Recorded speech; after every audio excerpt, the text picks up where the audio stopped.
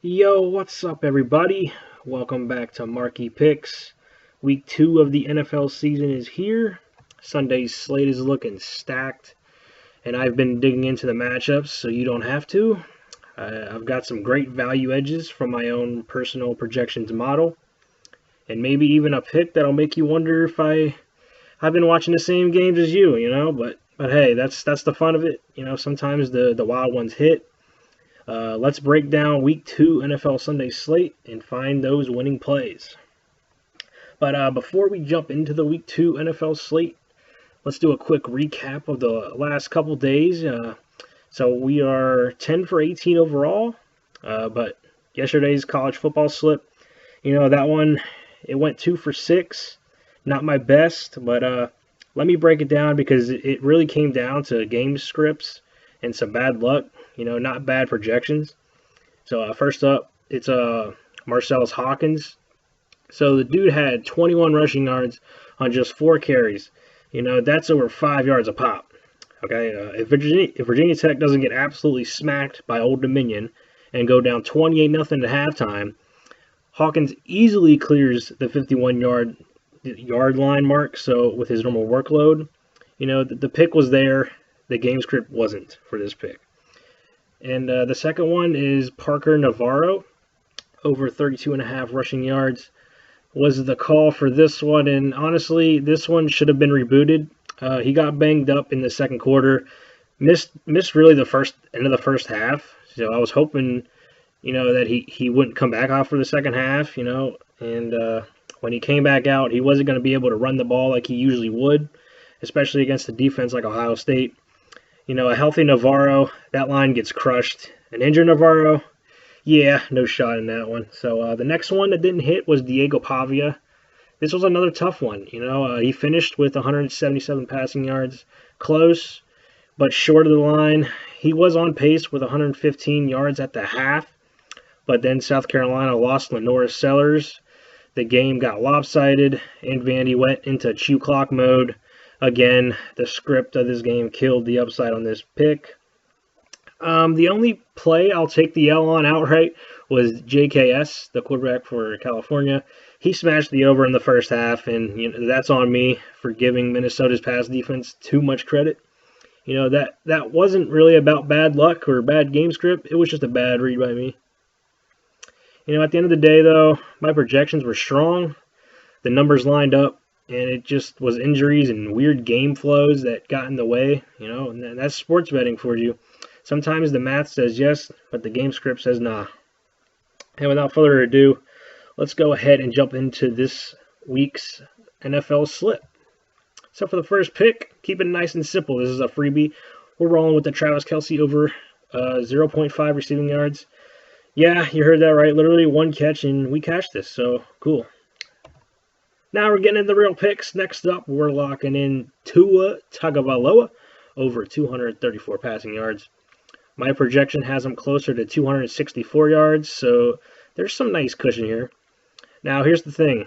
Tua has gone over this number in 5 straight games against the Patriots. He knows this defense. He's comfortable attacking it. And with Miami under some pressure to show that they're a real deal this season, I expect the ball to be in his hands early and often. And let's not forget, when you've got Tyreek Hill and Jalen Waddle out there, it doesn't take much. One slant can turn into 40 yards.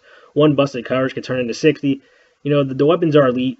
The matchup history is strong, and this line feels low. So, yeah, I'm confident Tua clears this number and keeps his streak alive against the Patriots. All right, now let's talk about Breece Hall over 60.5 rushing yards. My projection has him at 81.4 rushing yards. And if he really gets cooking, his ceiling projects all the way up to 144.7 rushing yards. That's a massive edge on this line. Here's the kicker, though. Hall has faced the Bills 4 times in his career. He's gone over in 2 of 4. But check this out. The 2 times he went under, both were in Buffalo. The 2 times he played them at home, he cracked 100 rushing yards both times. That's not a coincidence. This dude runs wild when he's got the home crowd behind him. And so the 60.5 feels way too low. Hall has the volume, he's got the burst, and the matchup history is screaming value. This is one of those spots where I feel really confident in the over. Next up, we've got Aaron Rodgers over 226.5 passing yards. My projection has him at 279.6 yards, so we're talking about a solid 50-yard cushion here. Rodgers has gone over this line in 4 of his last 5 games, and if you look back last season, he cleared it in 9 out of 17 times. So now he's in his first home game with his new squad, and you know he's going to want to make a statement.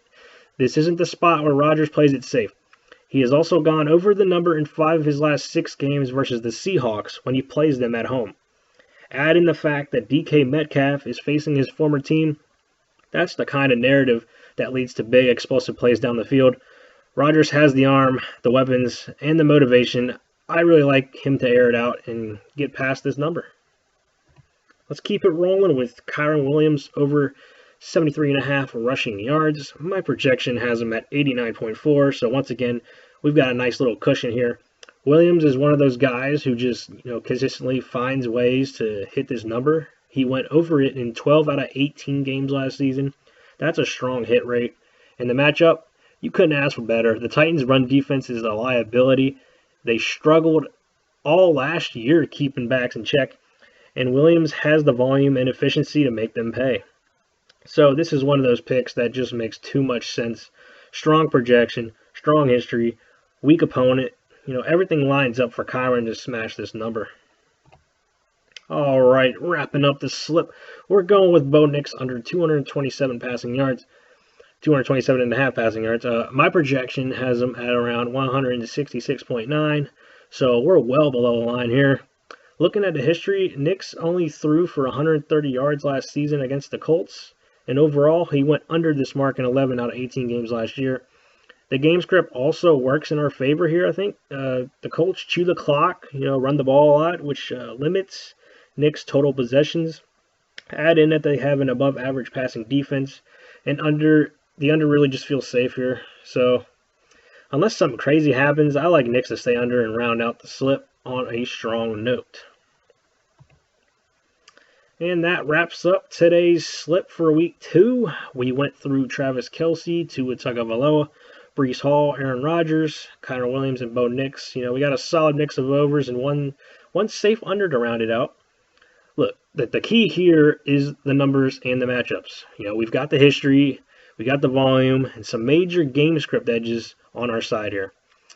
Injuries, surprises, or wild plays, always happen in the NFL, but, when you line up projection trends and smart analysis, you give yourself the best shot at cashing. So, if you like this breakdown, smash that like button, drop a comment with your own picks, and hit a subscribe button so you don't miss any future slips. I make slips every day here, every kind of slips. I do baseball, I do college football, and I'm doing the NFL. And I just started this channel. I'm just really trying to get these picks out there for you guys to, you take what you want out of these picks, but we're coming for those greens all season long. I'm looking to turn these projections into payouts, So enjoy another fun NFL Sunday, guys. Stay tuned, and I'll catch you in the next one. Good luck, and let's cash.